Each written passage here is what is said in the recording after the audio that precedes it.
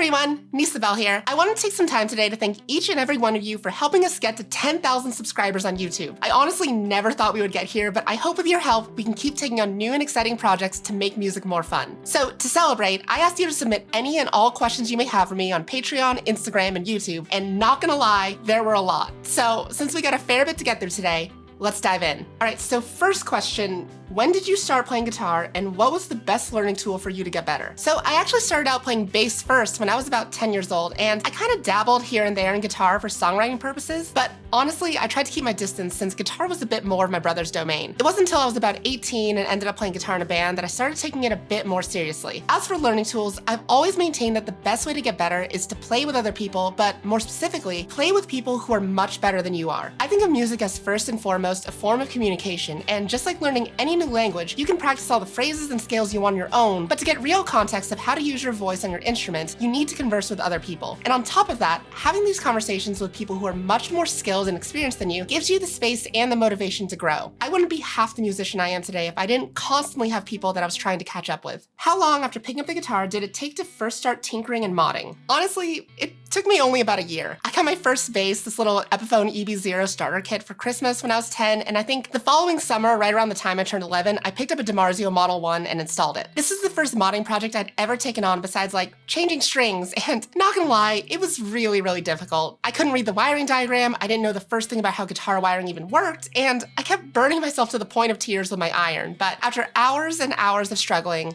we got there. And I've been working on instruments ever since. And for those of you who asked if I still have that first bass, I do. I touched up her wiring last summer to correct some of those childhood mistakes, and now she's playing better than ever. When and how did you learn about wiring or anything electrical? So I learned how to solder, I think around 9 years old. My grandparents were really into going to antique malls and picking up these super cute antique lamps, but a lot of time these lamps were no longer functional. So my grandpa would pull them apart and repair them, which typically involved a fair bit of soldering. He happened to be working on a few of these lamps when I was visiting one time and taught me the basics of soldering and how to diagnose issues in a simple circuit. Side note, having an actual light bulb turn on when you've done something right is like the best positive reinforcement. After that, I learned the rest from poring over Seymour Duncan wiring diagrams, continuing to work on friends' guitars as well as my own, and of course, making tons and tons of mistakes. Turns out lamps are a bit different than guitars, but hey, it was a start. What's something a beginner should be careful with when modifying a guitar? I would say if you're just starting out, the biggest thing to look out for is to know what mods are reversible and which ones are not. Things like pickup replacement, trying out new tone capacitors, or even putting on a new pickguard that's more your style are all great non-destructive ways to get started with modding and to get familiar with how your guitar functions. But if you find yourself busting out a drill or a file or a router, then make sure you know what you're getting yourself into.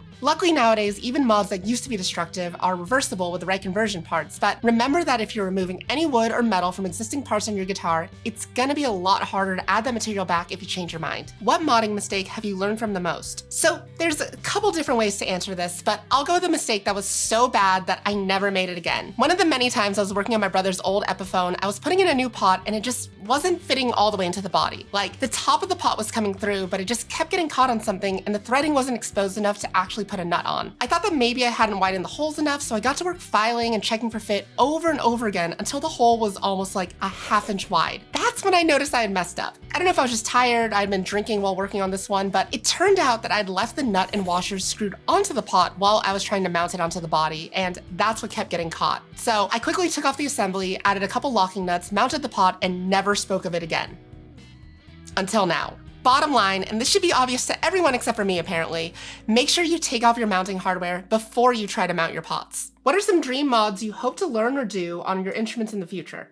God, there's a ton out there I want to do. Honestly, I think I have a decent grasp of working on electronics at this point, but there's still so much out there that I don't know. I think the one at the top of my list right now is learning how to cut and polish a new nut from a bone blank. The whole process just looks so precise and the results are always so beautiful in both performance and aesthetics. Other than that, I'd love to learn how to do a refret, how to reset a neck on something like a Gibson or an acoustic, and how to wind my own pickups. Out of all of your projects, which one has been your favorite? That's a tough one. I think in terms of actual build process, I'd have to go with the Burnt Telly. It was just so cool to take what was essentially a block of wood, charcoal, and metal and build a fully functional guitar out of it. I'd also never done a refinish on a guitar before, and while this wasn't necessarily your traditional refin job, I still learned a lot about how the process works. And on top of that, I'm glad that I could give my brother back one of the instruments he lost and build it to the exact specs that he wanted. On the other hand, I'd probably say I had the most fun overall with Penelope. From the mute and and mastery installed to the complete overhaul of the electronics, this one really felt like the culmination of everything I'd learned so far. And while the build process probably wasn't as extensive or impressive as the Tele, at the end of it, I had an instrument that was fully tailored to my preferences and one that I am head over heels in love with. What's your dream guitar? And if you could build a guitar using any parts, ignoring all fit requirements, what would you do? So to preface this answer, I have this weird thing that we can talk about in a later video where I don't allow myself to buy brand new guitars, and that includes building a guitar out of solely new parts. So realistically, I would say my current dream guitar would be a Burgundy Miss JM66 that I would mod with a Mastery bridge,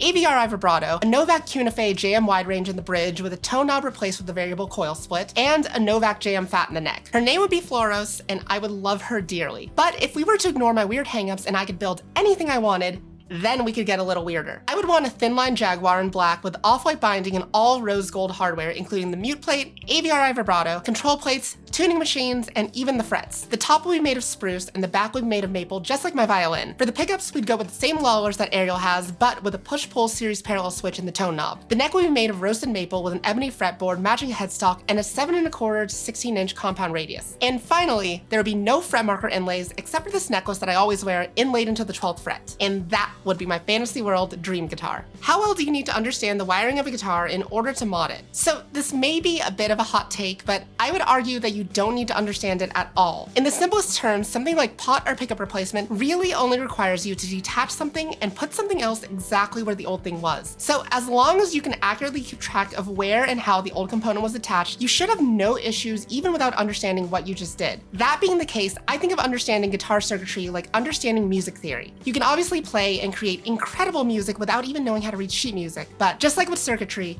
if you want to understand why something works, build up existing ideas to discover something new, or even communicate with other modders and musicians, it'll be a lot easier if you understand the fundamentals and terminology so you're all speaking the same language. Have you considered building a guitar from scratch or a parts caster? So, funny story, the Burnt Tele is actually the second guitar I've built for my brother. Around the time I just graduated and moved up to Seattle, my brother was on tour and he was talking to me about picking up a new guitar to supplement his Epiphone. Somehow we got it in our heads that the best way to get exactly what he was looking for was for me to build it. So we came up with this all maple offset Tele parts caster with Texas specials and a series parallel switch that he used for the rest of the tour. It was a pretty fun project and thankfully it wasn't caught up in the fire either since it was with me at the time. But it was also my first full build and I had no idea what I was doing. I would love to do a video at some point where I correct some of those issues and mistakes that I'd made on that guitar, but we'll see if we can get him to part with it for that long. As for building a guitar from scratch, similar to my weird hangups about buying new guitars, I just don't really see myself building a guitar at this time. I feel like my efforts are better suited to modding and repairing existing instruments rather than bringing any new ones into the world. I may do another parts caster in the future out of all used parts, but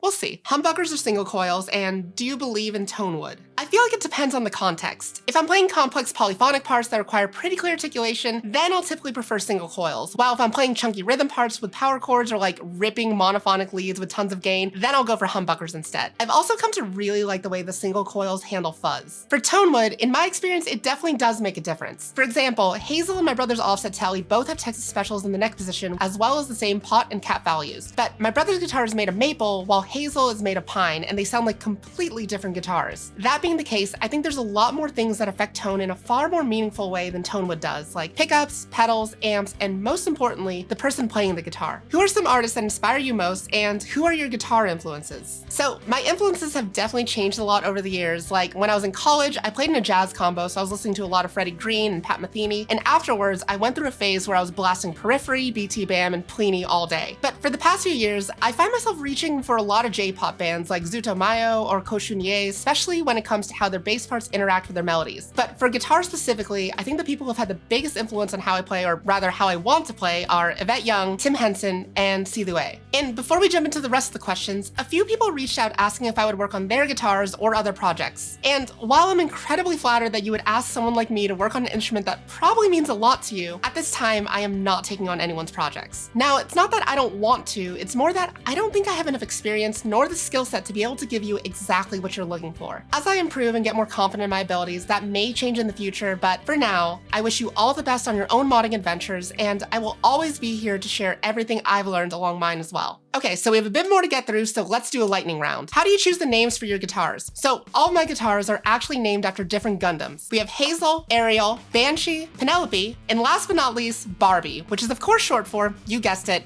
Barbatos. And while we're on the topic of We Beer Fair, what's your favorite anime and manga? Favorite show is Code Geass. Favorite manga is the tie between Yona the Dawn and Witch Hat Atelier. And favorite movie is Liz and the Bluebird. The score to that movie is done by Kensuke Ushio, if you know him, and it's some of the coolest and most creative use of prepared piano I've ever heard. Not a question, but could you talk about Bocchi's guitar tone or any other Annie song guitar tone? So for Bocchi's tone, I used the Harley Benton plugged into the U80 Plexi plugin. And for Kita's parts, I used Ariel plugged into the U80 Jubilee. But for other Annie song and J-Rock covers, I typically use a much cleaner and thinner tone since those arrangements are typically so dense that I don't want to take up too much harmonic space. Usually I'll use something like a single coil like the Texas Special and Hazel run through my Ibanez TSA 15. What's the hardest song you know? It'd probably be Parachute by Covet.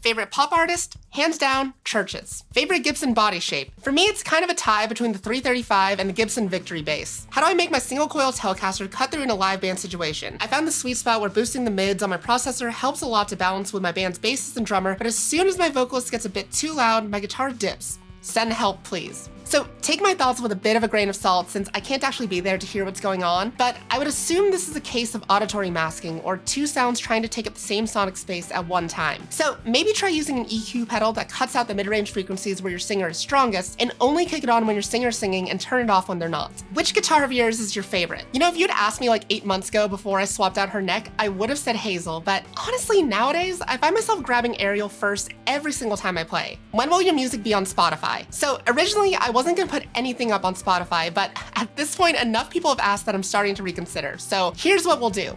At the end of the year, I'll put together all the music I made for videos into one album called Season 1 and we'll upload it to Spotify. Until then, you can find all my music on my Bandcamp right here. Can we get another look at Penelope? Here she is. Can we see the burnt Telecaster in action again? So the burnt Tele is now where it belongs with my brother, but I'll be down there for the rest of the month starting tomorrow, so I'll probably check on the guitar and see how it's doing, maybe play it a bit, we'll see. What was the band that got you into playing music? It was definitely Blink-182. Like, the first band my friends and I started in elementary school was even a Blink-182 cover band. Okay, oddly specific one, but is there anything you'd like to see innovated on the Bass 6 platform? Absolutely. I would love to see fan frets and multi-scale length brought to the Bass 6 since I feel like it'd be perfect for it. I'm really interested to see if that would fix the floppy low E that a lot of people struggle with, and besides that, I think probably replacing the on-off switches with thumb wheels just like on a Jaguar rhythm circuit so you can actually blend the pickups together. Do you prefer one master volume or individual volume controls? Does that answer change if you view it as a tech versus a player? So I'd say from a modding perspective, I want individual since that way I can have more push-pull pots. As a bassist, I prefer individual as well since I like to be pretty specific about how I blend my pickups, but as a guitarist, I always use my volume pedal so functionally, it's a master volume. What's your opinion on Charvel guitars? I don't have a ton of experience with them, but the two that I've played were amazing. Audio recording setup? So my interface is the Universal Audio Apollo Quad. For video audio, I use an Audio-Technica AT2021 microphone. For guitars, I typically plug directly into the interface into a Friedman Buxom Betty, Marshall Plexi, or Jubilee. And if I'm miking my TSA 15 or my AC4, I'll use an SM57 and a Cascade Fathead 2. What was your first non-reversible mod? It was probably widening potholes for CTS pots, but if you don't count that, then it was the mute install on Ariel. Can you play some Polyphia riffs? I am by no means an actual good guitarist, so no, at least not well enough that I would want to show any of you. Tips for learning to play guitar. So number one, set up your guitar or get it set up with light gauge strings. If you're just starting out, the last thing you want is a guitar that's too hard to play. Number two, train your ears as well as your hands. Work on ear training, intervals, and learning by ear if you're up for it. If you can hear a melody in your head and you can sing it, then you will absolutely be able to play it. And number three,